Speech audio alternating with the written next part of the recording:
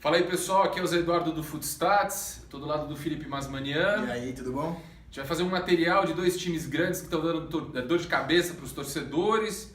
São Paulo e Vasco estão bem mal nesse campeonato. Nenhum dos setores funciona e alguns dos setores ainda são piores que o resto do time. A gente vai fazer não é exatamente um comparativo entre os dois, a gente, claro, vai mostrar os pontos que mais chamam a atenção em números. E, enfim, espero que vocês gostem. Vamos começar. Antes de mais nada, vale a gente destacar que ao final do primeiro turno a gente fez um levantamento que, historicamente, no Brasileiro, 3 dos 4 times que terminam o primeiro turno na zona de rebaixamento acabam caindo. Ou seja, terminou na zona de rebaixamento o Avaí, o Atlético Goianiense, o Vitória e o São Paulo. Teoricamente, só um desses vai se salvar. 75%, São Paulo se salvou em 2013, Sim. Então pelo menos ele tem É um dos casos nesse histórico que Então ele está se São salvaram. Paulo, vamos lá. Começar pelos problemas defensivos, né? A fragilidade defensiva do Vasco e do São Paulo. Que é enorme, a gente vai começar a ver, lembrando que do melhor time do campeonato, líder do primeiro turno absoluto, quebrou recordes, o Corinthians é exatamente esse o ponto que Tem mais distanciou sorte. o Corinthians de todo mundo. Mas vamos lá. Começando pelos gols sofridos, né? O Vasco sofreu 34 gols no campeonato, é a segunda pior defesa do Brasileirão. São São Paulo sofreu 29, é a quinta pior do Brasileiro. Nós estamos falando de 21 jogos até agora, não é Sim. isso? Então, mais de um gol. Número por jogo, péssimo. bem ruim. Aí o número de finalizações sofridas. O Vasco, olha que interessante, você vê aqui esse número, 10 finalizações sofridas por jogo. É o quarto time que menos sofre. Aí você pensa, é um bom número, né? Um time que é pouco assediado, mas mais pra frente a gente vai ver onde mora o grande problema dessas finalizações sofridas aqui.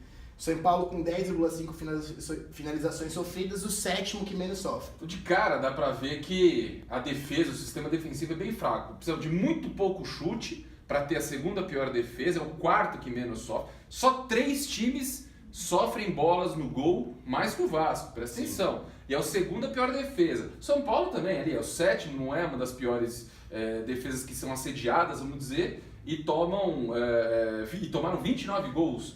Quer dizer, é chegar, chutar e fazer gol, vai. Resumindo um pouco, vamos lá. E esse número que resume bem, que é o número de finalizações necessárias para sofrer um gol.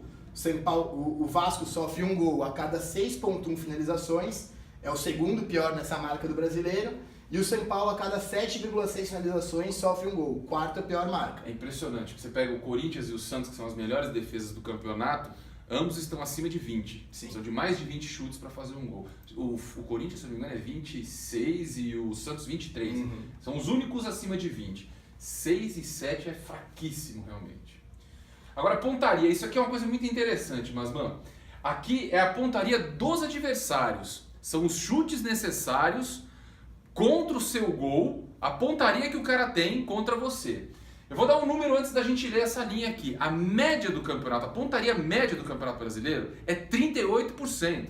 Então, chutando contra o Vasco, os adversários atingem 43,5%, chutando contra o São Paulo, 45,2%. Ou seja, muito a pontaria. o time vai lá e melhora a performance contra essas duas zagas. Ou seja, é bem preocupante. Esse número aqui é muito preocupante. Aí um número também que as duas equipes estão bem abaixo do ranking Brasileiro, rebatidas. O Vasco rebate 28,7 bolas por jogo, 17º do Brasileiro. O São Paulo é o time que menos rebate em todo o campeonato, só 25,3 por jogo. A regra que a gente sempre fala, né, que defesa boa rebate, ela se aplica muito ao Palmeiras, campeão do ano passado. Sim. Esse ano o Corinthians menos, porque o Corinthians sequer está sendo assediado na sua defesa, mas assim, defesa boa rebate, tá?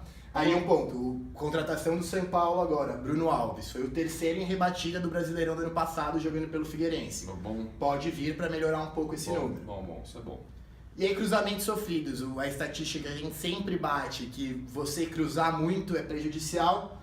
O Vasco e o São Paulo são dos times que menos sofrem cruzamentos. Mas mano, tá aqui. A explicação acho que tá na mesma tela, porque você precisa de tão pouco chute, e a sua pontaria melhora, que de fato você jogar aberto e cruzar, que todo mundo sabe que é o fundamento com menor efetividade, então sequer precisam testar, chuveirar a bola na área desses caras, né? Sim. Então assim, realmente esse quadro aqui é muito ruim para os dois times. Agora vamos explicar bem essa história do Vasco, de ser o quarto time que menos sofre finalização e o segundo que menos precisa sofrer finalizações para tomar um gol. A distância média da finalização sofrida explica muito. O Vasco sofre as finalizações, em média, em 17 metros. É a segunda marca mais perto de todo o Campeonato Brasileiro. Só o Sport sofre finalizações mais perto disso. E você quer ver como essa marca é importante? Sabe quais são os 3 times que sofrem essa finalização mais longe no campeonato?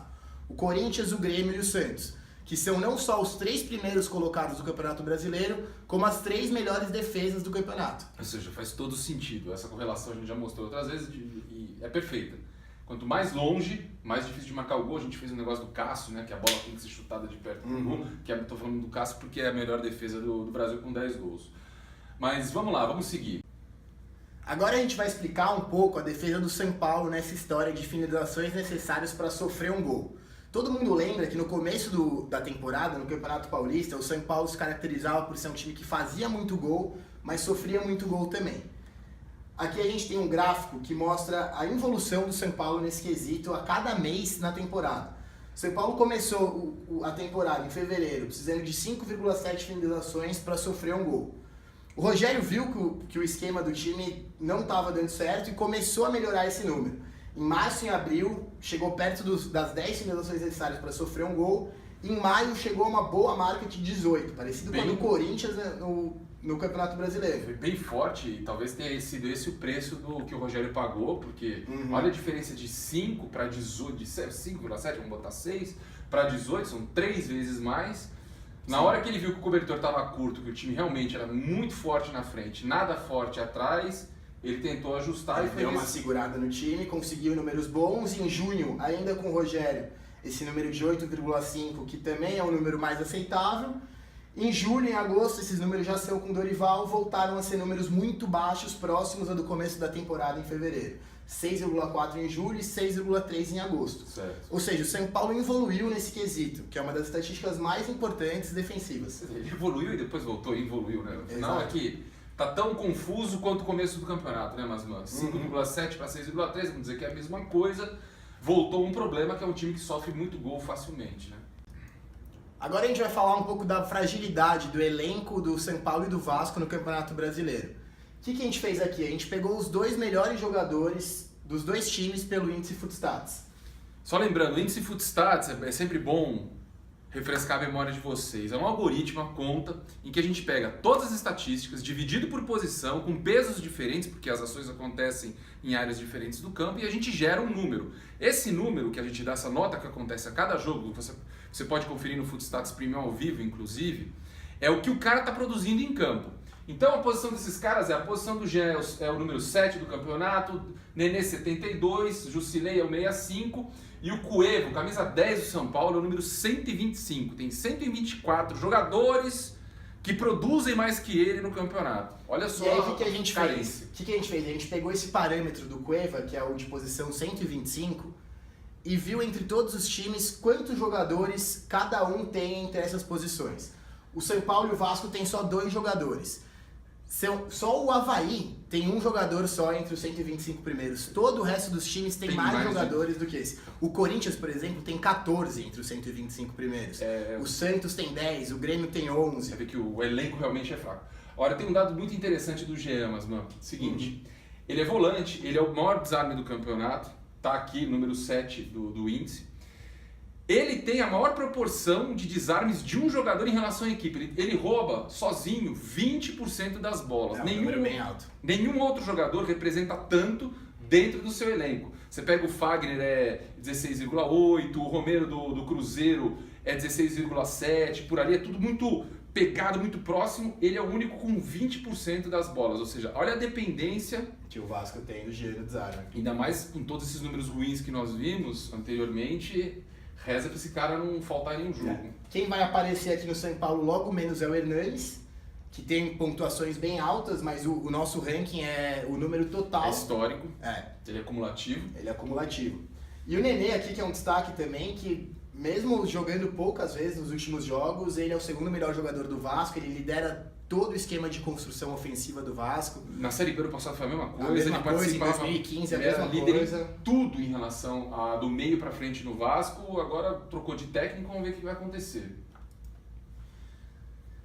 Agora tem uns números bem interessantes do São Paulo, que são os problemas ofensivos. Lembra no começo que a gente falou que não tem nenhum setor que funciona direito? Vamos avançar aqui, mas vamos colocar já todos os números para o pessoal ir vendo com calma. O São Paulo tem 56,7% de posse de bola, é o time com mais posse. A gente já falou aqui 1 milhão de vezes, mas vou falar 1 milhão e uma, que posse de bola não ganha jogo. Nesse momento do Campeonato Brasileiro, 48% das vitórias estão indo para o time com mais posse, ou seja, menos posse vence mais. Menos posse vence Tá bem mais. aproximado. 35,2 bolas perdidas, perdas de posse por jogo, é o segundo do Campeonato Brasileiro. O São Paulo, tem 2 jogadores entre os 10 jogadores mais desarmados do campeonato. Marcinho e Prato, né? Marcinho e Prato nessa ordem. Logo menos vamos falar mais do Prato. A gente vai falar do Prato. 9,5 assistências para finalização, ou seja, um time que até cria. Bastante. A criação nunca é individual, isso quer dizer, Sim. né? São passes que geram oportunidade de finalização. 13 finalizações também não é ruim, aqui é o quarto. É o quarto que mais finaliza, mas aí é onde está o problema. Cai aqui nessa pontaria. 33,5% de pontaria. Preste atenção nisso. Melhorou com o Dorival, porque estava somente à frente do Avaí e agora passou o Atlético Goianiense. É o terceiro pior, ou seria o 18º, né? O ano passado, para vocês terem uma ideia, a pontaria do São Paulo no Campeonato Brasileiro foi de 44%. Olha como piorou. 10%. O Vasco, que a gente está falando também, tem um número bem ruim nisso, ele é a 5ª pior pontaria do Exato, ele está exatamente acima, à frente do São Paulo. Quarto, aliás, é a 4ª pior pontaria. Exatamente à frente do São Paulo é 33,9%, está dentro dos 33%. Horrível. Aí o número de cruzamentos também muito alto, 26,7%. Outro número que o Vasco tem bem semelhante, é o 5º maior cruzamento.